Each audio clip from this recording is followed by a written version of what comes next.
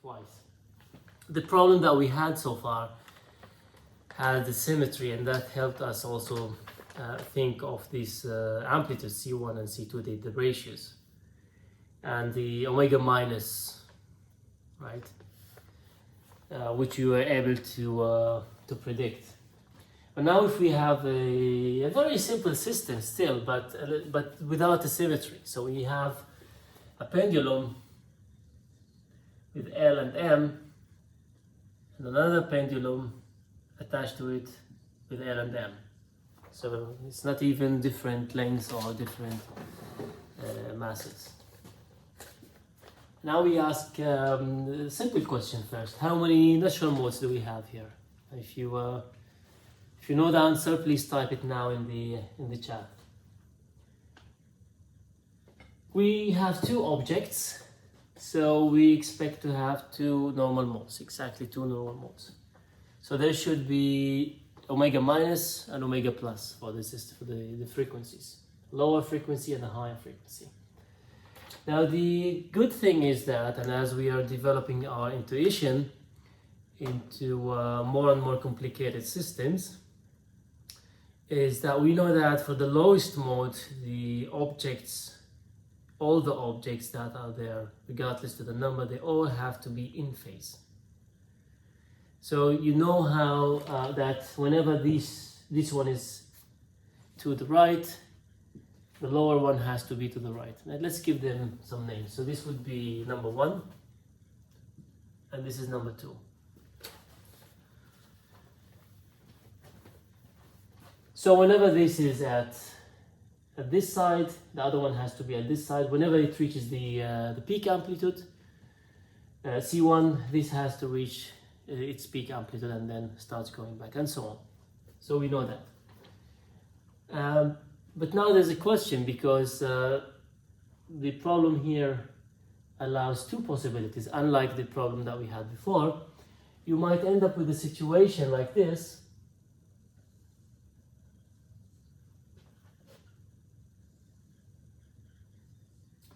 So let me make it a bit more exaggerated so you see what I mean.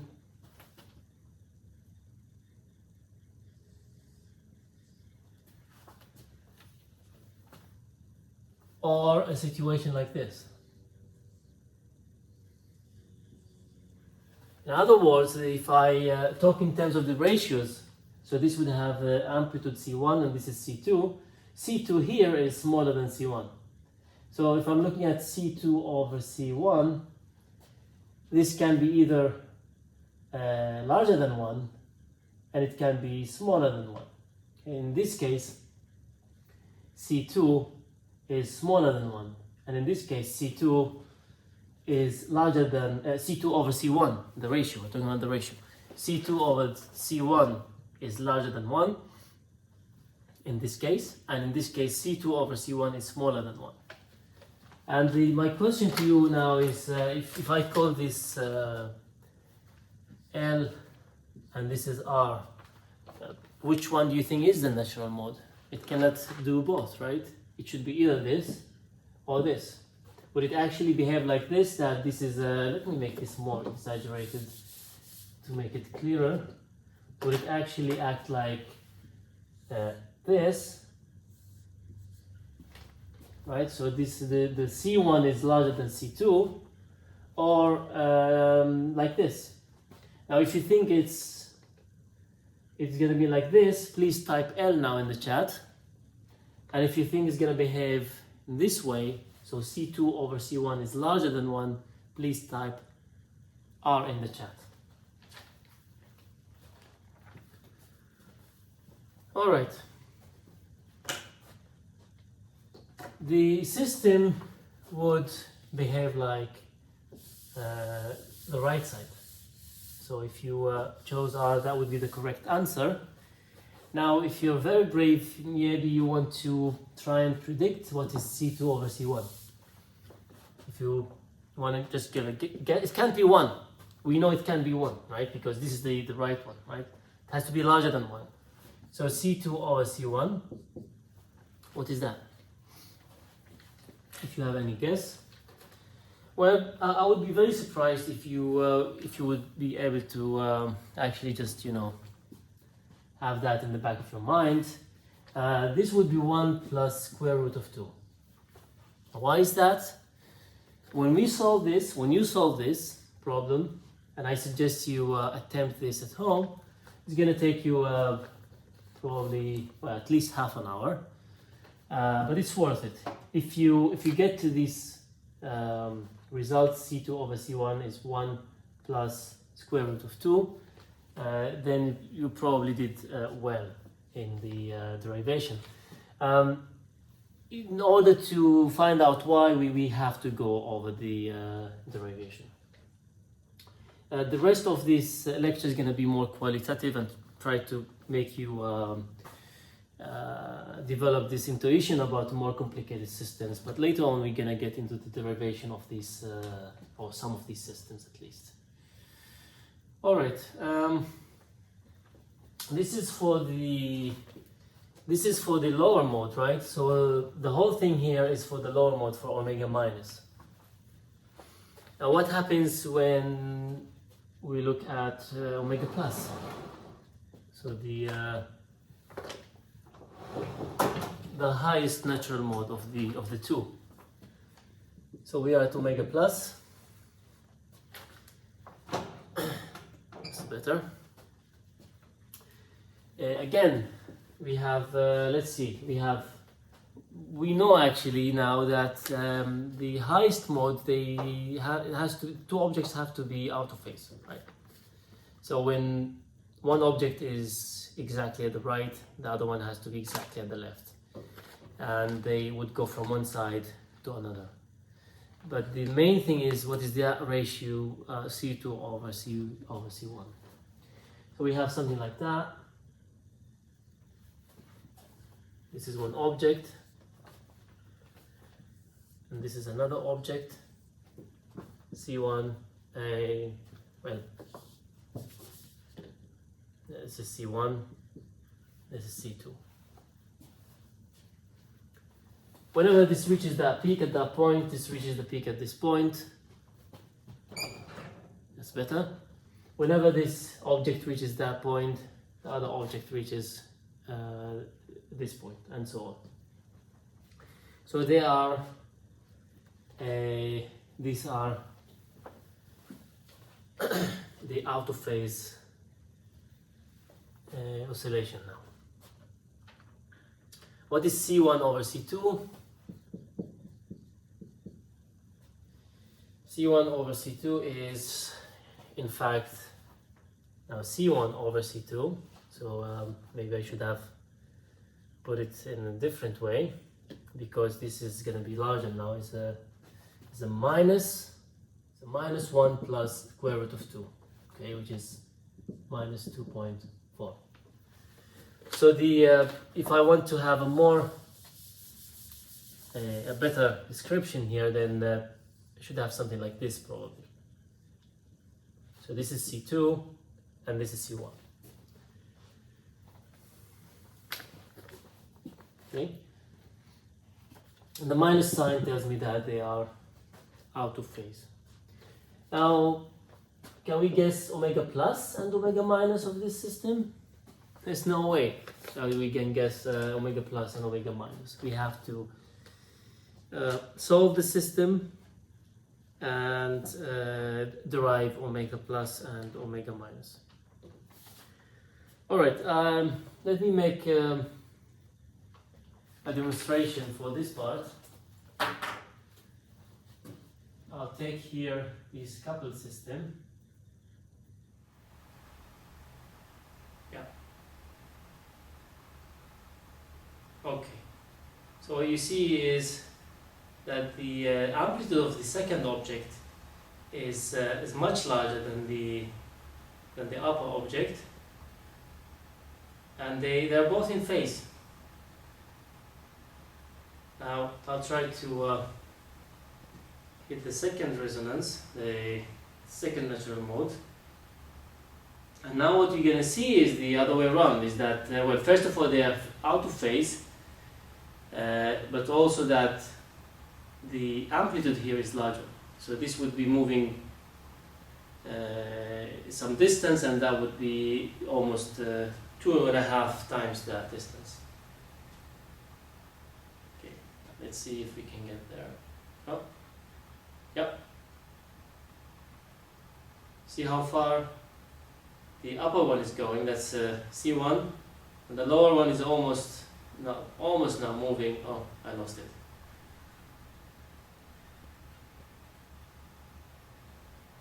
Oh, okay. Let's try again.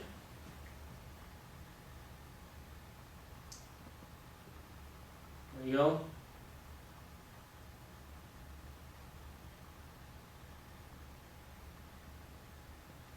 All right.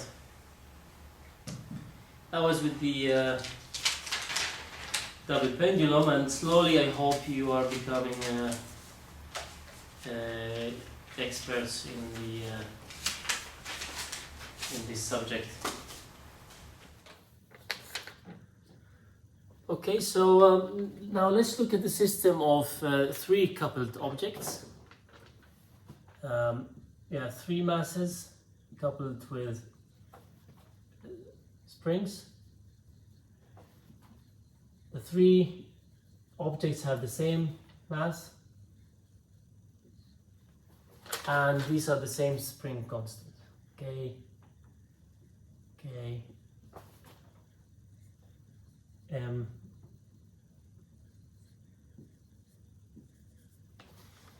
What do you think? How many natural modes this system should have? Please type that in the chat. This system has 3 objects, so you would expect it to have 3 natural modes. If it had 10 objects, it would have 10 natural modes. If it had 100 objects, it would have 100 natural modes. So this would have 3 natural frequencies, or resonance frequencies. Let's call them omega minus, omega plus, and omega plus plus. So omega plus plus would be the highest mode, and the omega minus would be the frequency of the lowest mode. And the question now, what would happen if we are now, let's concentrate on the lowest mode, and if I tell you that at a moment in time, and we have the whole system is oscillating with omega minus, this object is found here, to the right of this line here, which is the unperturbed line, if you want. And this would be a distance of +1 in any units that you want, just +1. And my question is, where would this be relative to this line? Would it be to the right or to the left? If you think it would be to the right, then please type R2. If you think it's to the left, type L2. Well, we talk about the lowest mode, so all the modes are moving in phase. If they're moving in phase, if this is found to the right, then all the other objects have to be to the right as well. Okay, so there's no question about that. And this is the intuition that you need to, this is actually the information that you can use from what we've learned today. In the lowest mode, the objects are always in phase. Even if you had 100 modes, at the lowest mode, all objects will be in phase. So at the lowest mode, you should find all objects to the right of this equilibrium point. This one would be here somewhere, and this one would be here somewhere. Now the second question is, all right, now we know that. We could predict that everything should be to the right. Can we predict what distance they would go? Now you might think they would go, well, before that, please type what you think. What is the distance here? What is the, let's keep this one. Let's talk about the second one only. What is the distance here? All right, if you type that in the chat, if you typed 1, then that would be not right, because think about it. If this is at a distance 1 and this is at a distance 1, then the spring which is in between them has not been pulled. There's no spring force. So how come that this would be moving at all? So this cannot be at a distance 1, right? Now this is also something that you could conclude only by analyzing the situation. So this cannot be at a distance 1, but how about this one? You might think, well, out of symmetry, I actually think that it might be also at a distance 1, and that's true. So out of symmetry, we can conclude that this also would be at a distance 1, because when they travel to the other side, now this would be at a -1, and this would be at a -1, and this would be not at a -1 here, at a minus something else. Now what is that something else? Can you make any prediction for this distance? I always have one student who actually predicts that. All right, so this distance here is in fact square root of 2. Now why is that? Again, there's no way of just saying, oh, you can just think in that way and then you just conclude it has to be square root of 2. You solve the equations, and when you solve for C1, C2 and C3, and then you will find out that the ratio between C2 and C1 is square root of 2. Okay, now let's look at the second frequency here. The second frequency is in fact more complicated. Let's look at the third frequency first. The highest frequency is always such that things are, every adjacent objects are out of phase. So that's why it's possible sometimes to have an intuition about how the system would behave when we talk about the highest mode, the lowest and the highest modes. The second one requires more thinking, and sometimes it's very hard to predict. So I would think that if, again, let's do the same thing here. If this object is found here at +1, I don't know what the second object would be, but I know that I know which side it would be. If this is at +1, this has to be at minus something. And if this is at minus something, this has to be out of phase with it. So it has to be at the plus side.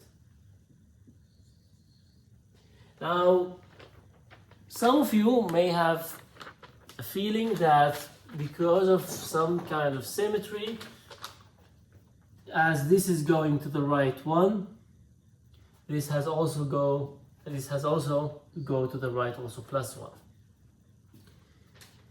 If you have that feeling, then you're right.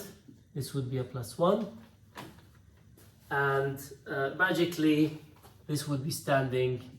I guess that some of you are thinking about it now, that this should be at minus square root of 2.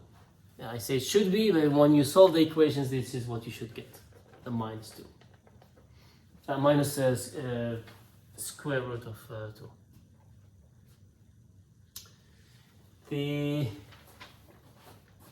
The middle one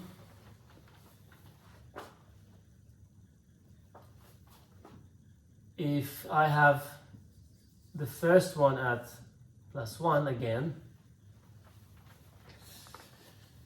now let's think.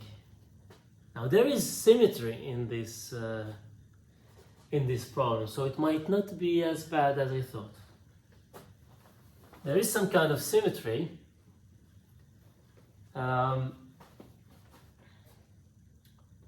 So in this case, the first object might be out of phase with the second object, so this would be at -1 here. But in that case, what do you think it would happen? So if you have two are oscillating like this, what do you think about the middle one? Do you feel that it would also do something in between at the same time? No, it can't be. This one would be here, and it won't be moving. It takes a long time to derive the C1, C2, and C3 and the frequencies here, but it's worth trying after you try the previous example I gave you.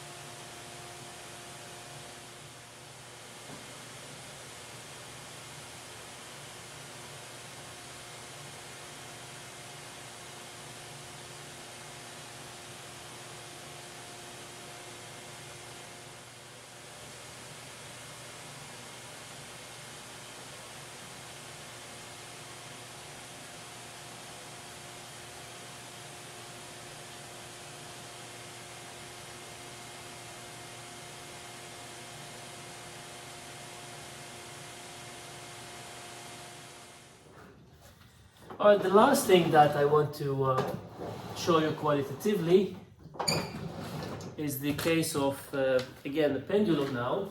It's a coupled oscillator, but with 3 objects. So we don't have the symmetry again.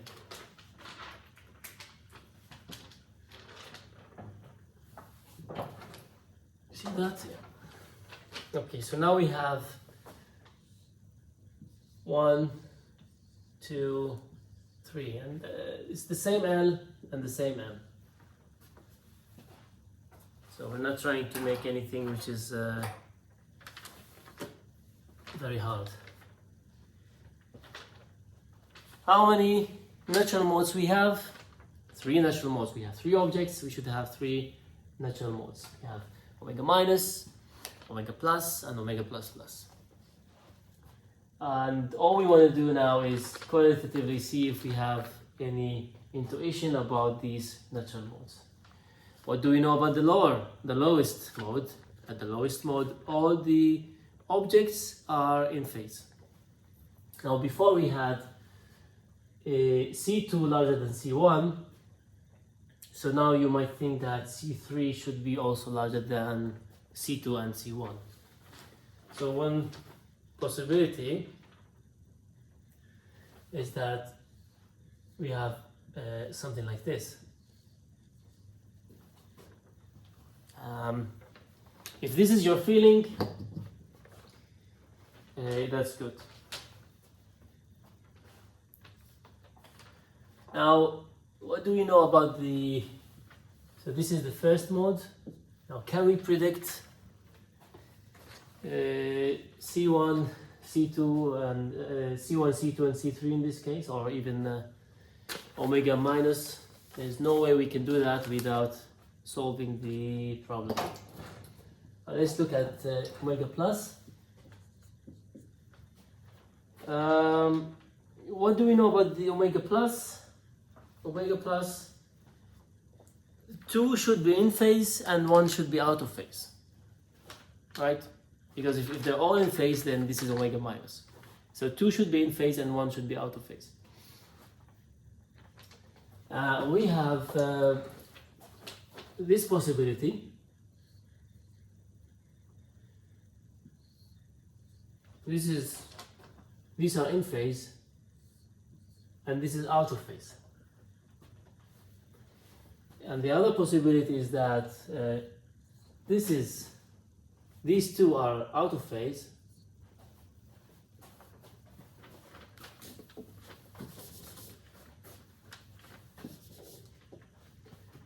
these 2 are out of phase, and then these 2 are in phase.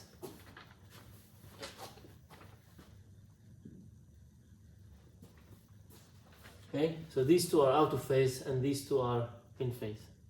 And in this case, these 2 are in phase and these 2 are out of phase. But what do you think? Do you think it's the left one or the right one? This looks very bad, right? So I'm already telling you that this is not the solution. This is the solution. The question is, what is this C1, C2, and C3? Which we're not going to answer today. All right, the last thing with omega plus plus. With omega plus plus, now we have every 2 objects are out of phase. So if the first one is going to the right, the other one is the second one is going to the left, the third one is to the right.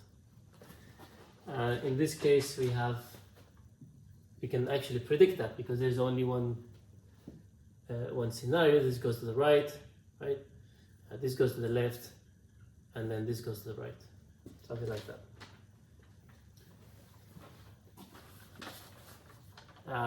The whole question is, what are these ratios, right? And the omegas. Alright, the last thing I want to show you now is the demonstration for this pendulum, the coupled pendulum with 3 objects.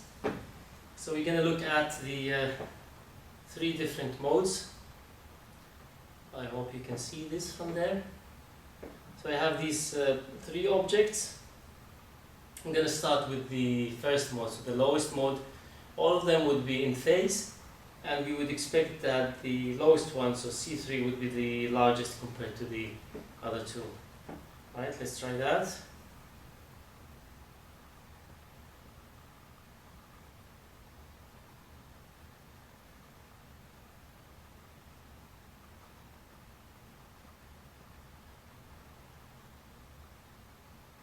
Yep.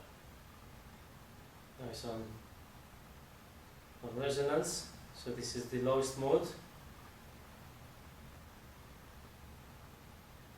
See small movements in my hand, large movements in the amplitude.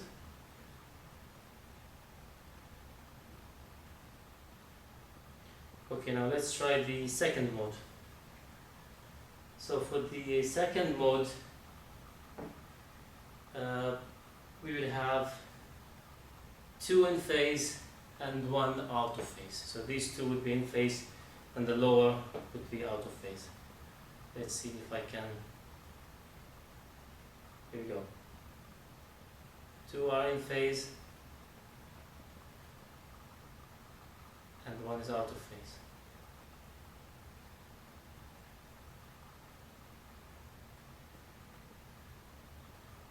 Alright, the third mode.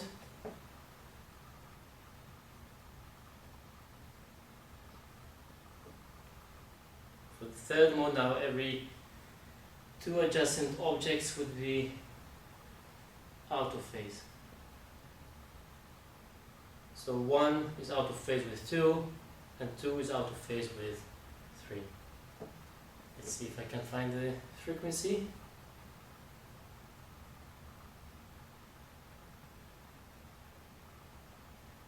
There we go. And you see how little the movement of the third one, the lowest one, compared to the other 2.